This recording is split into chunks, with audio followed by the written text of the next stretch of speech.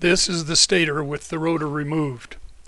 The stator poles are wound alternately clockwise and counterclockwise. Following conventional current flow from positive to negative, a counterclockwise winding produces a north magnetic pole. My reference is looking out at the stator poles from the center of the circle.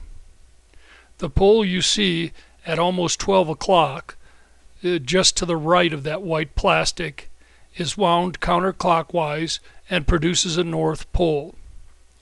To do this test, I used a small DC supply to run DC through the windings and identify the poles with the compass. You can see that the south pole of the compass, the white end of the needle, points over and over again at that pole, indicating it is a north pole. Since the poles are wound one clockwise and the next one counterclockwise around the circle, the poles alternate, one north and the next one south around the circle. When the AC is applied during normal operation, the poles switch from north to south 60 times a second. If I slip the rotor in for reference, we have to remember that the magnetic field from each stator pole, as it expands, creates an opposing pole in the rotor, so a north stator pole creates a north rotor pole. These two poles repel, which creates a torque on the motor.